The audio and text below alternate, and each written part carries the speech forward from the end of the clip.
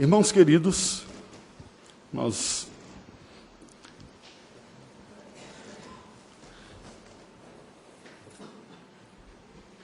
eu convido a todos a abrirmos a palavra do Senhor no livro do Gênesis. Nós chegamos num momento de ministração da palavra do Senhor. Eu vou pedir para você deixar a sua Bíblia aberta no capítulo número 25. Mas antes, vamos buscar a graça de Deus em oração. Eu peço ao nosso irmão Diácono Carlos Galvão que nos dirija a Deus numa oração. Por gentileza, venha aqui ao púlpito. Eu peço o favor do Senhor sobre este momento de ministração da palavra. Senhor Deus, te rendemos graças, Pai, por mais esse domingo, que teu povo se reúne ao redor do mundo, Pai, para te louvar, engrandecer teu nome, Senhor, prestar culto a ti, Senhor, porque só o Senhor é Deus, Criador de todas as coisas, Pai. E é nesse espírito, Pai, que o Senhor nos trouxe, Senhor, que nós podemos proclamar que Jesus Cristo é o nosso Salvador, Senhor, que nós possamos, Pai, aprender mais da tua palavra e que teu Santo Espírito, Pai, possa trabalhar no nosso coração, Senhor. Abençoa o pastor agora que nos trará a tua palavra, Senhor, que ele possa ser fiel a ti, Senhor. Abençoa a tua igreja, Pai. Nós pedimos e agradecemos no nome de Jesus. Amém, Senhor. Amém. Graças a Deus. Obrigado. Irmãos, a polêmica doutrina da predestinação parece ao público em geral ser a única doutrina distintamente presbiteriana, né? Quem conhece um pouquinho de vida cristã e meio evangélico sabe que isso acaba sendo motivo até de brincadeira. Embora seja um assunto difícil de abordar, motivo pelo qual muitos acabam evitando, eu tenho uma compreensão que, por estar na Escritura Sagrada, como quaisquer outros assuntos, não podem ser tabu entre nós. Apesar de ser misteriosa em alguns aspectos, esta doutrina da predestinação é anunciada nas Escrituras Sagradas. Por outro lado, exatamente pelo mistério e a complexidade envolvida, é preciso que nós nos aproximemos deste tema com humildade e com reverência, sabendo dos limites que nós temos e que nos foram dados para entender estas coisas.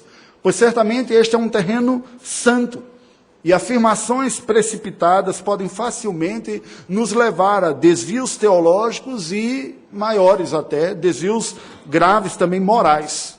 Portanto, nós vamos contemplar um caso clássico hoje da predestinação divina quanto a Esaú e Jacó, com temor e tremor em nosso coração, buscando, deste caso descrito na Escritura Sagrada, lições para a nossa vida, começando passo a passo agora esse estudo sobre a vida de Jacó.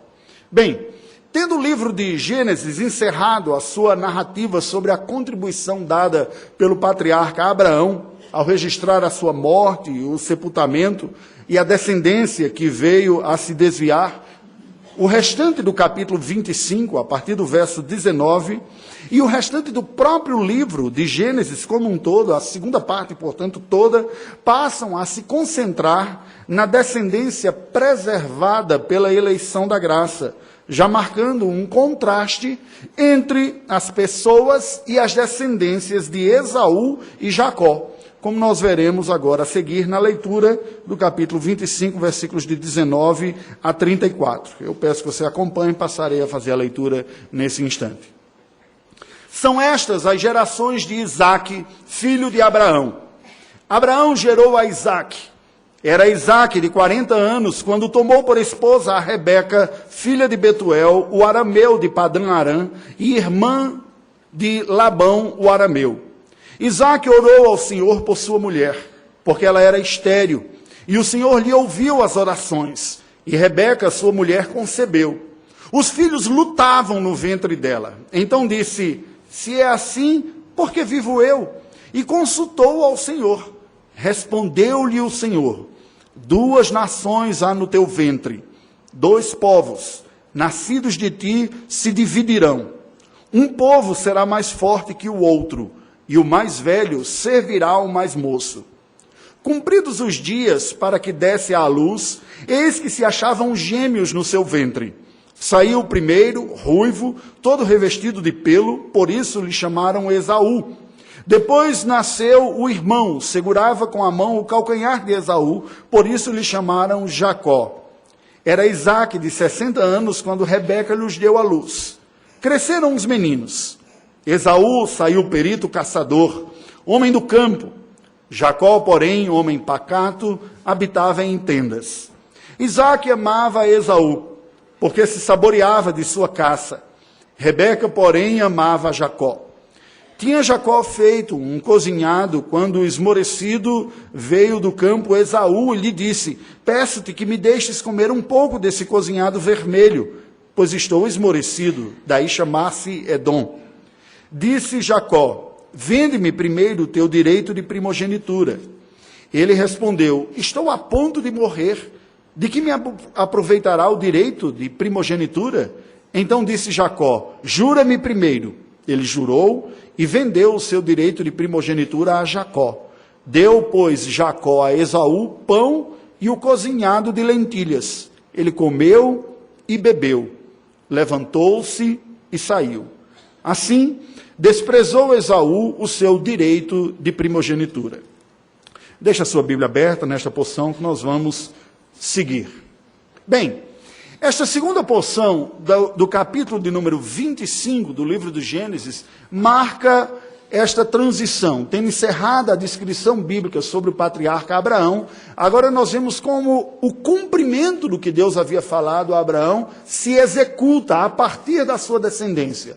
De Isaque, nós teremos 3 gerações sendo descritas aqui até o final do livro de Gênesis. Jacó e José. Esses serão os personagens que vão aparecer predominantemente, com o maior destaque a Jacó. Portanto, olhando para isso e considerando que Deus tem um propósito eterno estabelecido, pré-anunciado a Abraão e também aos seus filhos aqui, cada um ao seu próprio tempo na geração, até mesmo a Rebeca aqui, como foi dito. Como é que este negócio do decreto de Deus, o plano, aquilo que Deus já estabeleceu, ele se concretiza na história? E como fica a nossa responsabilidade no meio de tudo isso? Essa é uma pergunta que muitas pessoas fazem. Nós não seríamos robôs se já não está tudo determinado? A gente não está aqui só fazendo de conta que está tomando decisão, uma vez que já está tudo estabelecido? Como eu posso ser responsabilizado por alguma coisa que foi estabelecida? Então, com estas perguntas em mente, nós vamos refletir sobre a predestinação, mais especificamente nos filhos do pacto. Este conceito não diz respeito apenas à questão da salvação. Normalmente a polêmica fica em torno disso. Mas o que o termo indica é que o destino foi previamente estabelecido, envolvendo todas as coisas que há. Como nós podemos entender isso, e particularmente pensando naqueles que nasceram dentro do contexto da aliança? Vejamos, nós vamos seguir a palavra de Deus, que aqui nos apresenta basicamente 2 blocos. O primeiro deles descreve a concepção de Esaú e Jacó, entre os versículos 19 e 26. Nos versículos 19 e 20, nós vemos o texto sagrado anunciando o seguinte: estas são as gerações de Isaque. Isaque, o filho da promessa de Abraão, não o único filho, mas aquele que Deus anunciara que viria através dele a descendência e o plano de redenção se executaria através dele, vem a se casar, já aos 40 anos de idade, com a sua prima sobrinha Rebeca. O versículo 21 nos diz que Isaque ora ao Senhor por Rebeca, porque acaba experimentando na sua geração a mesma coisa que seu pai havia experimentado. A sua esposa era estéril. Como a promessa de Deus poderia se concretizar se Rebeca não podia engravidar? Deus havia dito que daria uma vasta descendência. Isaque, então, ora por Rebeca, que era estéril, e a palavra de Deus nos diz que ela concebeu. Mas aquela gestação não foi uma gestação comum. Ela engravidou de gêmeos. E tinha a sensação, pelo que o texto sagrado nos apresenta, que havia no desenvolvimento desses gêmeos, crescendo em seu ventre, algo mais do que simplesmente a luta de um espaço de 2 crianças. De uma forma estranha, ela sentia que havia uma disputa já ali dentro da sua própria barriga. Ora, eu não faço a mínima ideia do que é ser mãe, né, de estar grávida. Acompanhei a gestação da minha esposa, 4 gestações, os desconfortos que vai tendo à medida que vai crescendo. com um bebê só. Eu fico imaginando que ter 2 dentro da barriga já dá a sensação que está havendo uma luta de boxe lá dentro, entre um e outro disputando o espaço. Então é meio que, num certo sentido, natural este tipo de sensação. No entanto, aquilo gerou um desconforto muito grande em Rebeca, ao ponto dela dizer, Senhor, o que está acontecendo? Está anormalmente desconfortável isso. Ela não sabia o que era gestação, não tinha nenhuma outra, e ela orou a Deus, consultou ao Senhor, e Deus responde a Rebeca quanto a esta inquirição dela. Ele diz, olha, Rebeca, realmente você está grávida de 2 bebês, mas esses bebês não são simplesmente seus filhos.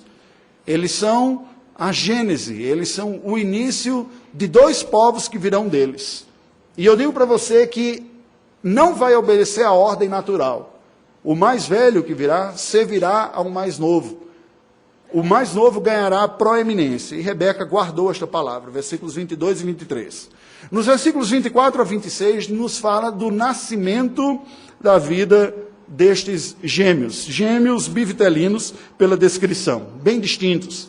Nasce Esaú, ruivo e peludo, e aí o autor bíblico faz esses trocadilhos aqui com o nome de Esaú, mais de uma vez, né? Esaú apontando para peludo, depois Edom para vermelho. Ele nasce primeiro, mas curiosamente, ao nascer Esaú, ele nasce com o seu irmão agarrando no seu calcanhar lá. Então, ao tirar, nasceu o primeiro menino, está saindo o pé, já vem um segurando pela mão. Ele diz, olha, tem uma coisa estranha aqui. Tem um outro que está querendo demais alguma coisa, ao ponto de não largar. Já no nascimento, Jacó nasceu agarrado no pé de Esaú e nasce Jacó. Diferente. Ele não era peludo, era mais pelado. E eles mesmos vão ter características distintas. O que é que nós aprendemos dessa primeira parte? Preste atenção. Há 2 elementos essenciais para a compreensão do registro da concepção desses gêmeos aqui, Esaú e Jacó. Milagre e profecia. Estes 2 são descritos aqui. O verso 21 demonstra o milagre na concepção de Rebeca, como resposta até mesmo à oração de Isaac, e relacionado ao propósito redentor do Senhor, de trazer salvação ao mundo, produzindo sobrenaturalmente um povo. Esaú e Jacó não eram apenas os filhos de Isaac e Rebeca, eram também os representantes de 2 linhagens, de 2 gerações, através de quem Deus cumpriria o propósito pré-anunciado de trazer a sua salvação a todos os povos da terra, particularmente através de Jacó. E isto tudo já foi previamente anunciado a Rebeca. Estes 2 filhos tinham uma representação que vinham para além de simplesmente os meus filhos, como normalmente nós pensamos, né? Damos à luz filhos, são os meus filhos que Deus me deu. Eles tinham a consciência de que aquilo era apenas uma parte de um projeto muito maior e que passava por estes meninos aqui. O milagre consistiu em, mais uma vez, assim como ocorreu na geração anterior, Deus trouxe vida através de alguém que não podia gerar vida. O milagre foi uma resposta à oração também. E aqui a gente já pode ir chegando a algumas conclusões. Aquilo que Deus previamente estabeleceu e determinou para acontecer, cumprirá os propósitos de Deus usando os meios designados pelo Senhor. Deus de antemão já tinha estabelecido todas estas coisas, mas ele envolveu que no meio desse processo houvesse uma percepção da incoerência ou da inabilidade daquilo se executar por parte do casal patriarcal. Houve também uma oração da parte de Isaac e houve todo o processo natural de experimentar isto vindo a acontecer. Não foi uma coisa mística, do nada acontecendo, mas uma compreensão. Deus é poderoso para cumprir o que ele tem e ele o fará. Oh, Deus faz isso. E ele então pede em oração e Deus o atende. No capítulo 25, verso 19, aparece uma expressão muito comum no livro de Gênesis. Uma palavrinha hebraica chamada Toledoth. Toledoth significa gerações. Daí vem o nome de Gênesis na língua grega. Veio da grega e foi universalizado pela tradução para a Vulgata Latina, e todo mundo cristão tem um livro de Gênesis. Não é assim que ele se chama em hebraico. O livro em hebraico tem as primeiras palavras, Bereshit, então no princípio. Mas ele é conhecido por todos nós como Gênesis. Por quê? Porque o livro do Gênesis nos mostra os começos, as gerações. A geração do mundo, a geração dos homens, a geração da aliança, a geração dos povos da aliança, as gerações de Abraão, de Isaac, de Jacó, e aqui novamente aparece essa palavra, porque vai começar uma nova etapa, agora a geração que viria da descendência de Abraão. Isso nos é dito aqui. Há, no meio disto, duas linhagens que são descritas aqui e representadas pelos filhos de Isaac e Rebeca. As duas linhagens, gerações. Uma natural, através de Esaú, e que não é comum. Nós vemos de novo aqui, parece um paralelo com o que ocorreu com Ismael. Uma geração natural, que carrega consigo a natureza desta autonomia. E carrega consigo também a natureza de uma espécie de rebelião, porque toda autonomia é uma rebelião a um soberano. Sou autônomo, logo sou eu quem mando na minha própria vida. Isso ocorreu com as atitudes relativas que depois serão demonstradas em Esaú. E uma outra linhagem, uma linhagem sobrenatural. Novamente, nessa segunda geração, nós vemos um paralelo do que ocorreu com a geração anterior, com Isaac. Fruto também de milagre. A Sara não podia engravidar, engravidou, como Rebeca não podia aqui, engravidou. Também uma geração pecadora, eles não eram melhores do que os outros, nasceram ambos pecadores, mas que foi resgatada pela livre graça de Deus. O versículo 23 descreve a profecia, na qual Deus ressalta a sua soberania, ao anunciar a Rebeca o destino de ambos os fetos, enquanto ela sentia o desconforto daquela luta homérica, tipológica no seu ventre. Opa, está ocorrendo uma luta muito estranha aqui no meu ventre. E Deus está dizendo, olha, essa luta não é só dois fetos disputando um espaço num útero pequeno. Essa luta é uma vocação. Aponta para o destino do que os descendentes deles carregam já dentro de si. E Deus anuncia isso de antemão a Rebeca. Vou confessar um negócio para vocês, já falei isso em várias categorias. Eu não sei se é melhor você saber ou não saber o que Deus determinou. Eu tenho a impressão que você saber traz uma série de angústias, por outro lado, quanto aquilo. Não saber enche o nosso coração de esperança, expectativa e torna a vida o que ela é, né? Assim, mais um dia, o que será que vai acontecer? Enfim, essa é só a minha interpretação, fecha parênteses, vamos voltar para aqui. O anúncio do destino previamente estabelecido por Deus a Esaú e Jacó, mesmo antes deles nascerem, preste atenção, não aparece na Bíblia como uma espécie de presságio oracular, um conhecimento prévio de um destino que se realizará autonomamente. Como que Deus está dizendo, eis que te digo, acontecerá isso porque eu tenho a capacidade de enxergar o futuro. Esta maneira de enxergar as coisas é típica do mundo pagão. Os pagãos que não têm nem mesmo a percepção de que há um Deus que dirige, que controla, cabe-lhes apenas tentar adivinhar o que vai acontecer para ou se ajustar ou contribuir de alguma maneira. Não é assim que a Bíblia anuncia nada das profecias que são apresentadas. Não é que Deus tem a capacidade de saber previamente o que vai acontecer, mas é que Ele tem todo o poder para executar toda a sua vontade. Ele anuncia porque é o que Ele vai fazer, e não porque Ele de antemão previu. A profecia bíblica é uma solene e especial revelação divina de parte, normalmente oculta aos homens do decreto divino, ressaltando uma parte do lado superior da tecelagem da história, que normalmente é oculta aos homens. Ou seja, para Deus tudo está absolutamente claro, definido, Ele controla e executa na história, Ele está além do tempo e do espaço, e para Ele todas as coisas estão como que unidas, cumprindo seu próprio propósito. Mas nós que somos criaturas, nós vivemos a nossa vida, a existência no espaço-tempo. E Deus não nos dá a saber aquilo que está estabelecido, a não ser eventualmente, pontualmente, algumas poucas coisas. É como se nós estivéssemos o tempo todo tentando olhar para a história como crianças olham para o céu, como sendo uma grande tecelagem feita por Deus, olhando o lado inverso. O quadro todo é contemplado por Deus e está do lado de cima. Mas de vez em quando, Deus nos dá alguns vislumbres daquilo que Ele está planejando fazer e acontecer. e nos revela isso. Isso é a profecia do ponto de vista histórico, para o que vai acontecer. Ele dá uma parte só, como ocorreu aqui para Rebeca. A maneira que a Bíblia interpreta isso, como eu falei, não é como um oráculo, mas como o estabelecimento de um propósito que Deus já havia determinado. Paulo, percebendo bem isso, inspirado pelo Espírito Santo, registra as seguintes palavras, que passo a ler. E ainda não eram gêmeos nascidos, nem tinham praticado o bem ou o mal, para que o propósito de Deus quanto à eleição prevalecesse, não por obras, mas por aquele que chama. Já fora dito a ela, o mais velho será servo do mais moço, como está escrito, amei Jacó, porém me aborreci de Esaú.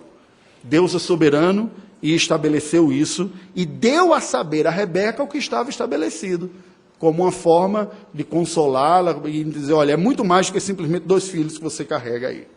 A segunda porção do capítulo, que vai do versículo de 27 a 34, passa a descrever o fato da venda do direito de primogenitura de Esaú para Jacó. Nos versículos 27 e 28, nos dá a descrição destes 2 filhos de Isaac. Esaú cresce um caçador, menino do campo. Nós diríamos aquele macho alfa, né? Todo pai que olha assim, aquele meu menino é o macho mesmo, tal, dentro daquela cultura, porque hoje a gente vive um questionamento de tudo, generalizado, né? Mas ele seria a espécie do macho alfa. O cara que vai, sobe da árvore, pega, caça o cabrito, traz para aqui, tá suado, diz, o dia hoje foi bom, aquele negócio. E aí Isaac diz, eu todo orgulhoso, eu criei um meninão aqui, joia, né? Jacó nos diz, era um menino mais pacato, de tenda, e a sua mãe era encantada por ele. É aquele... Você percebe mesmo isso em muitos ambientes, né? Quando a mãe diz, meu filhinho é tão gentil, tão sensível, né? Tem uma sensibilidade, não tem nada a ver com... Ele não pode falar porque está na época politicamente incorreta, né? Então, vocês entenderam, né? Ele só demonstra algumas outras habilidades. Ele é sensível, percebe as coisas e tal. E ali está, entenda-se, era o preferido da mãe. Enquanto que Esaú enchia o coração de Isaac de satisfação, Jacó enchia o de Rebeca. Nos versículos 29 e 30, nós vemos um momento muito importante na história desses 2. Jacó, que estava em casa com a sua mãe, aprendeu a cozinhar, preparar comida, aquelas coisas, né? Eu também aprendi, viu? Na época que eu fui para o seminário, tive que aprender a fazer comida. E aí ele prepara um guisado de carne lá, né, um cozinhado vermelho com lentilhas e tudo, e chega aquele Esaú lá, né, suado, e diz, olha, me dá um pouco dessa comida aqui, rapaz, eu estava lá, estou suado, estou cansado. Versículos 31 e 32 nos mostram que Jacó então oferece a comida, ele diz, eu posso lhe dar o que eu fiz, porém tem um preço, né? Vai custar a bagatela da sua primogenitura. Ou seja, simplesmente o direito que o mais velho tinha de dirigir a família na próxima geração. Isso custaria, em termos monetários, o dobro da herança que iria para cada um dos outros filhos. Como aqui era apenas 2, imaginemos que a herança de Isaac seria dividida em 3 partes, 2 seriam de Esaú e 1 seria de Jacó. Só em termo financeiro, foi caro pra caramba aquele prato de lentilhas. Mas sem falar do ponto de vista moral e da competência espiritual disso. Sob o primogênito recaía a responsabilidade do direito de direção. É aquela ideia de que, num certo sentido, nós experimentamos, embora não tenhamos a cultura semita, mas é muito comum o irmão mais velho sentir um peso de responsabilidade para com os outros, né, de ajudar, dizer, olha, está acontecendo tal coisa. É comum. Isso aqui era institucional dentro da cultura. Esaú pensou com o estômago. Ele disse, tá bom, eu dou. Aí Jacó disse, opa, nós vamos dizer isso aqui, claro. Não é palavra não, depois você se arrepende, diz que não é, vai chorar para o papai, dizendo alguma coisa. Você tem que assinar um contrato. Assinar o contrato naquela época e naquela cultura era fazer um juramento. Isso pode não fazer muito sentido para nós e ficar só em palavras, porque nós somos uma cultura um pouco mais contratual, embora nós, como brasileiros, não sejamos tão cumpridores de contrato, né? Você que faz contrato, reconhece firme e ainda tem gente que passa calote, né? Então, mas em outros lugares o contrato seria semelhante. Na cultura semita oriental, o juramento era o contrato. É um ato solene, uma cultura mais oral, como nós experimentamos lá na Albânia. Que para fazer até o contrato do aluguel, o dono falou, não precisa assinar nada não, a sua palavra é suficiente. Isso é estranho para brasileiro, né? Eu disse, não, mas eu preciso para poder dar visto de entrada lá. Ele disse, não, então a gente faz um documento aqui e tal. Agora, claro que eles têm um jeito de resolver quem não paga, né? Eles têm um jeito, toda cultura tem o seu jeito de resolver os mal pagadores. Então, ocorreu que naquela situação, Esaú disse, então tá bom, de que me adianta esse direito de primogenitura se eu estou com fome agora e a comida está aqui? Eu concordo. E fez o seu juramento, aceitou os termos de Jacó. Versículos 33 e 34 nos mostram exatamente isso, quando Jacó exige o juramento da parte de Esaú. E o texto bíblico diz que Esaú desprezou a sua primogenitura e o trocou por um prato de lentilhas. O que nós aprendemos deste texto aqui? Em teologia, há uma expressão chamada concursos divinos. É um termo teológico que indica a execução na história, no espaço e no tempo do decreto de Deus, como sendo fruto dos meios que Deus usa e não mágico. Você vê a constante espera de milagres por parte de algumas pessoas, e nós devemos interpretar isso como uma expressão infantil. Preste atenção. Quem está o tempo todo só esperando que milagres aconteçam na sua vida, não é uma pessoa crente, é uma pessoa infantil. Porque esperar que aquele que criou todas as coisas fique o tempo todo interferindo nas coisas que ele criou, porque naturalmente não dão certo, é uma descrença velada no próprio bom e competente governo divino, que precisaria ficar o tempo todo consertando as coisas. Eita, falta uma saúde ali, ei, faltou um problema, e aí ele está o tempo todo. O milagre é uma prova de que Deus é poderoso para passar acima, ou quebrando as leis naturais. Isso é a definição teológica de milagre. Porque para Deus, milagre é como uma ação comum nossa. Nós estamos debaixo das circunstâncias e das leis da natureza e da física. Deus não. O milagre é para quem está do lado de cá, não é para quem está do lado de lá.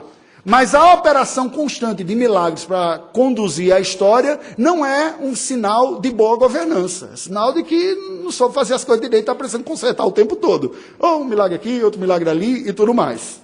Como é que a gente entende isso? Bem, no coração do crente, cabe a fé no milagre com a certeza de que Deus é poderoso o suficiente para, precisando acontecer o que acontecer, ele tem poder para fazer, para cumprir o seu propósito. Inclusive, ultrapassando as leis naturais. É assim que o crente interpreta o milagre. E pode orar para o milagre. Isaac entendeu isso.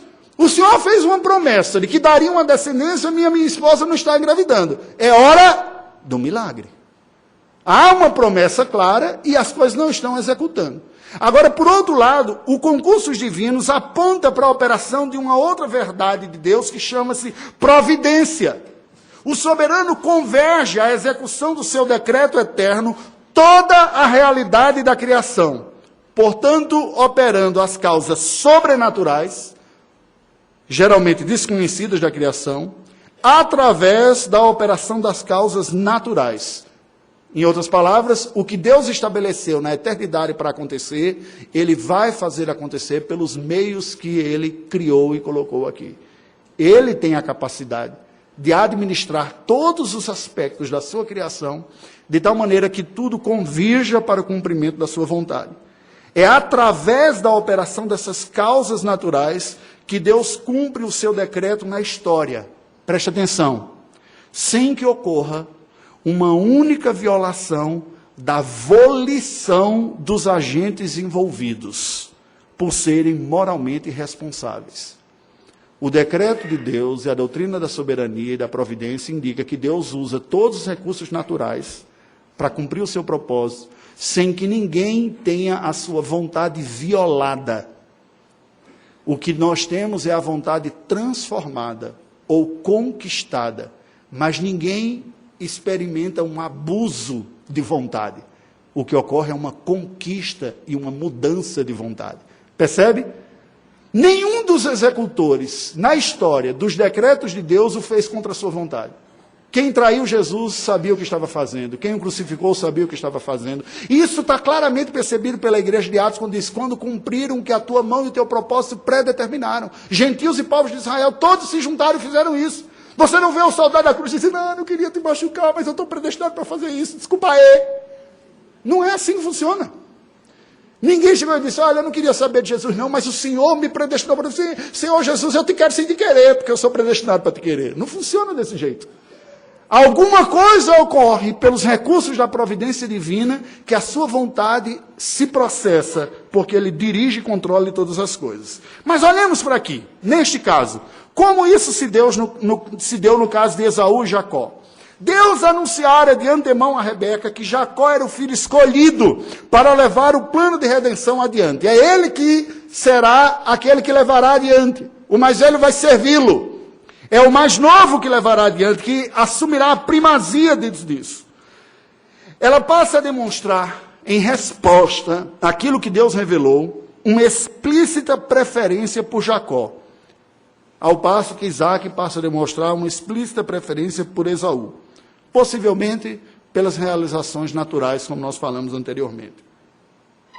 Pela dificuldade com a doutrina da soberania divina, muitos preferem negá-la. Sentem um maior conforto em viver num mundo que está sob o seu controle e não conseguem entender como é que Deus é soberano, decreta todas as coisas e as decisões vão sendo tomadas e as causas estão sendo vivenciadas aí. Por não entenderem, preferem rejeitar. E dizem, não, falar sobre soberania é negar a nossa responsabilidade. Isso não é verdade. Olhem neste caso aqui. Esta família, Isaac, Rebeca, Esaú e Jacó, todos pecaram. Todos pecaram nesse processo. Isaac ficou encantado pelas características naturais do primogênito e, neste sentido, não cumpre o seu papel como um sacerdote lá, a família, de exortá-lo sobre as responsabilidades, inclusive como primogênito. Sabe aquele negócio do filho realizado, empoderado, que o pai vai ficando encantado, e ele mesmo cria um monstrinho dentro de casa porque não o disciplina, porque não o orienta, e só se encanta com as virtudes que tem, e não exorta e não chama atenção. Rebeca, por sua vez, ouviu aquilo que Deus tinha falado sobre Jacó, e automaticamente ela desvia sua atenção e sua preferência para Jacó. Mas Esaú também é seu filho, e também requer carinho, amor e cuidado, e ela diz, não, é esse daqui que vai ser, então eu vou focar. Parece algumas pessoas que eu conheço que não sabem fazer uso da doutrina da predestinação, e diz assim, não quero perder tempo não. O Senhor me mostra aqui quem são os eleitos para evangelizar só quem vai para o céu. Quem não vai, não vou perder tempo, né? Não existe isso, né? Como mãe, como responsabilidade, você não pode fazer esse tipo de coisa. Rebeca pecou. Esaú também foi explicitamente negligente com a sua herança natural. Da ordem da providência divina, ele é o mais velho, ele seria aquele que levaria adiante a obra do Senhor, mas foi negligente, pensou com o estômago, com os seus prazeres. Não são poucas as pessoas que, não entendendo a ordem de Deus e a responsabilidade individual, não tratam com responsabilidade, inclusive filhos do pacto. Crentes que aprenderam muitas coisas aqui na igreja e são negligentes com aquilo que aprenderam, quando dizem, Deus é soberano, Ele vai me salvar, no final vai dar tudo certo. Igual a Esaú. E Jacó? Jacó foi um oportunista. E esse oportunismo não foi apenas consciente, era um oportunismo ontológico. Ou seja, é um oportunismo genético, já estava carregado dele, no ser dele. Bebezinho, ele já sai dizendo, eu não vou dar moleza para você não. Agarrando no pé do irmão. Você, por acaso, é o mais velho, eu não vou deixar a sua vida fácil. Se eu tiver a oportunidade, eu puxo o tapete e passo para o seu lugar. E fez isso. Quando teve aquela ocasião, ele disse, essa ocasião, irmão fragilizado, que gosta de prazer, gosta de comida, temperinho, chega e diz, olha, tem um prato aqui, vai custar a bagatela da primogenitura. E depois disse, ele que quis, eu só fiz um prato de comida, ofereci e dei o meu preço, né? Livre mercado. Ele aceitou, assim o fez. Bem, todos pecaram. Agora preste atenção. Todos, embora todos fossem responsáveis pelos seus pecados, a preferência dos pais, a negligência de Esaú e o oportunismo de Jacó, Deus usou tudo isso, inclusive os erros dessas pessoas e os pecados, para cumprir o seu propósito. E Jacó viesse, de fato, a alcançar aquela primazia. Isso não eliminou a responsabilidade deles, eles foram responsáveis por tudo, E isso apenas concorreu, convergiu para que o propósito de Deus para com eles ocorresse. Preste atenção nisso aqui. O Senhor Jesus disse explicitamente que os cobradores de impostos e as prostitutas precederiam os autoconfiantes filhos do pacto, aqueles que eram descendentes de Abraão. Porque aqueles outros primeiros, cobradores de impostos e prostitutas, estavam arrependidos e confiaram em Cristo. Ao passo que estes filhos de Abraão, herdeiros do pacto, naturais, eles ficaram presos e orgulhosos, endurecidos em seu próprio coração pela sua religiosidade. Uma religiosidade que não tem Deus como Salvador e que não demonstrava a única evidência de estar dentro do pacto soberano da graça de Deus, que era arrependimento e fé. Qual foi a mensagem original desse texto aqui? A condição espiritual de uma pessoa, preste atenção, só pode ser percebida circunstancialmente. Quase nunca definitivamente. Nenhum de nós pode olhar para uma pessoa e dizer, esse daqui está perdido, e é perdido, está destinado à perdição. Ou se virar para o outro e dizer, esse aqui está predestinado para ser salvo. Eu a garanto, né? Ninguém tem condições. Porque a estado espiritual da pessoa só se manifesta circunstancialmente. Como ela está agora. Como eu estou vendo agora. Ou acumuladamente, como ela está até agora. Eu não tenho como saber de antemão o que será amanhã ou depois, nem quando termina a vida dele. Não me é dado este poder. A vida que é marcada por pecado e desobediência demonstram, portanto, um estado de perdição e de carência de perdão e salvação. Porém, a graça soberana de Deus é a única esperança real a qualquer um, pois só ela é a causa eficiente de redenção e de piedade verdadeira. Por que Moisés escreveu isso aqui? Eu penso que Moisés registrou essa história aqui, sobre Esaú e Jacó, para demonstrar aos hebreus que Edom e Israel, os povos descendentes de Esaú e Jacó, são do mesmo material pecador. Não há diferença moral, genética em nenhum deles. Isso vem desde o início. E aí fica a pergunta, através da descrição, em quem os hebreus confiariam? Na justiça intrínseca, que eles seriam capazes de produzir, ou na justificação extrínseca, que vem de fora da graça de Deus? Porque eles não eram os melhores do que os outros. Os versículos que nós lemos na abertura do culto desta noite aqui. Não fostes melhor, foi porque o Senhor vos amava. Qual é o recado desse texto para nós hoje? Qual é? Todo ser humano é um pecador imerecedor da salvação. Todo ele, indistintamente da trajetória de vida. Mas a obra redentora de Deus, o resgate de pecadores, da condenação e do poder do pecado, é resultante dos seguintes fatores: eleição soberana, milagre no coração e resposta de fé. Nada é por mérito pessoal. Deus reserva aos impenitentes e incrédulos a justa condenação pelos pecados deles. Ninguém poderá dizer, o Senhor não me escolheu, não é justo o Senhor me condenar. Ele diz, não, eu estou lhe dando tudo aquilo que você escolheu na sua vida. Resultado das suas escolhas, você não tem de que se queixar. Essa é a base da condenação. O que apenas agrava a culpa pela ausência de arrependimento e de fé, apesar de bênçãos pactuais. Concluindo, embora nós não possamos alterar o destino de ninguém, preste atenção, estamos entrando no terreno sagrado da predestinação aqui, ninguém consegue mudar o destino de ninguém. Todos nós devemos aceitar que não é da nossa competência conhecer nem gerenciar a agenda oculta de Deus. É dele, está nas mãos dele. Da narrativa bíblica sobre a predestinação a Esaú e Jacó, concluímos que a salvação é tão somente fruto do determinado amor divino por resgatar pecadores. Pecadores que, portanto, são conquistados pela soberana graça de Deus. Pecadores que não encontram outra forma de responder a este glorioso amor, a não ser com arrependimento e fé confiantes em Cristo. E ao fazerem isso, aí eles demonstram uma evidência da vocação eterna deles. Que estavam perdidos e foram salvos porque foram vocacionados para isso. A confiança explícita e exclusiva na eficiente graça redentora de Deus, preste atenção, é isso que deve ser objeto das nossas preocupações, orações, pregações e ações.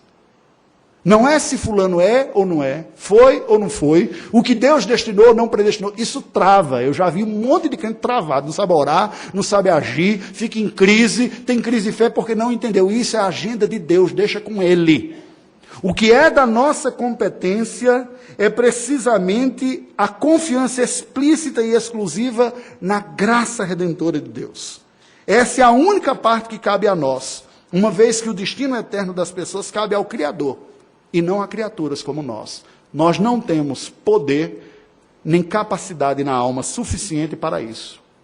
Portanto, eu gostaria de, após essa conclusão, sugerir 7 aplicações práticas da doutrina da predestinação, até tentando apresentar uma resposta para quem não vê muita utilidade nessa doutrina aqui. Como utilizar-se desta verdade de forma prática na sua vida? Preste atenção. Preocupe-se com o estado espiritual das pessoas próximas a você, que não demonstram nenhuma evidência de estarem desfrutando da graça redentora do Senhor.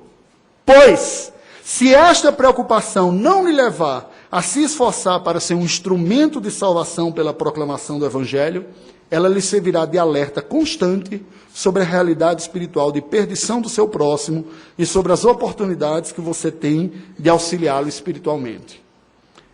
Segundo, peça ao Redentor pela salvação de pessoas perdidas sem fé. Pois se a sua oração não resultar na salvação deles, porque Deus não havia destinado isso, e, portanto, não resgatá-los da condenação eterna, servirá para a sua salvação do cinismo cético e da religiosidade apática, sem vida e sem esperança de mudança a todos os outros que não demonstram sinal de piedade. Adore a Deus como Salvador de pecadores e diga-lhe que você confia na capacidade dele de resgatar qualquer outro pecador como ele fez com você. Pois se tal prática de oração não foi destinada para desviar, para produzir salvação na vida de outros, ou mudar em nada o que Deus decretou, ela vai desviar o seu olhar de si mesmo e da sua capacidade de controlar sua própria vida, ou de achar que controla a sua vida, sendo um lembrete da supremacia divina na salvação de pecadores como você. Terceiro, quarto, confesse ao Senhor os seus pecados, demonstrando-lhe que somente a graça divina é sua confiança e esperança para uma vida melhor para você.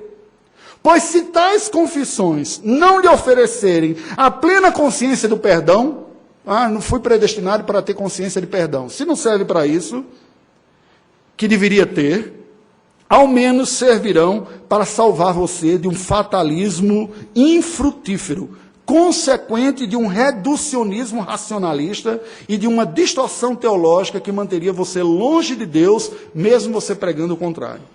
Sexto, lute contra os seus pecados, mantendo viva a consciência de estar sempre diante de Deus.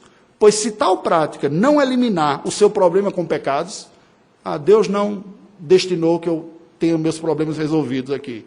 Se não eliminar para isso, servirá para manter você alerta, humilde, mais dependente de Deus, menos autoconfiante e melhor protegido para enfrentar as suas tentações diárias.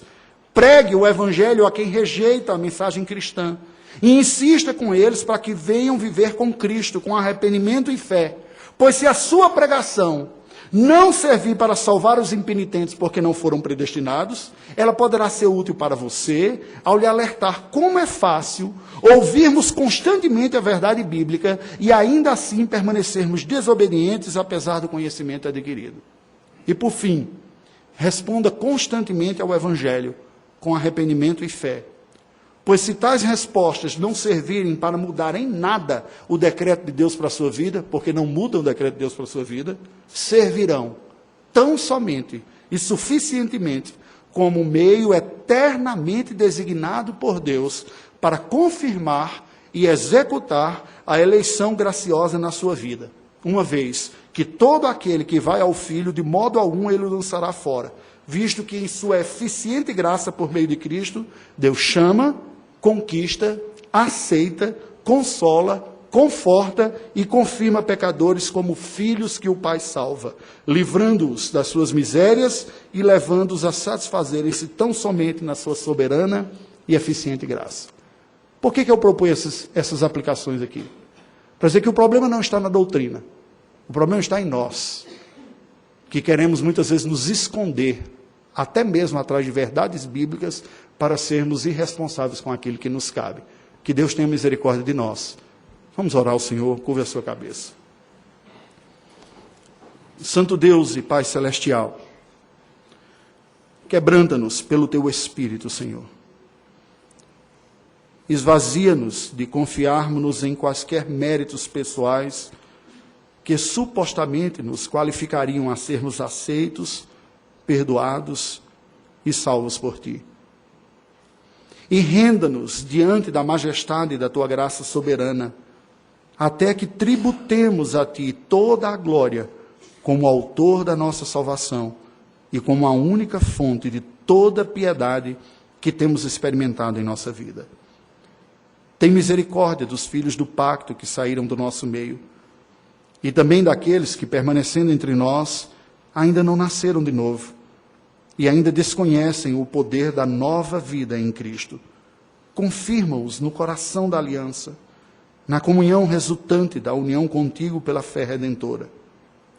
Ó Senhor, converte-nos a Ti mesmo, segundo a necessidade da medida da graça que cada um de nós possui, a necessidade que cada um de nós tem, e a medida da graça suficiente a vir e nos socorrer e nos assistir em nossa necessidade. Regenera aqueles que precisam de novo coração. Concede um genuíno arrependimento àqueles que se tornaram cínicos e escravos dos seus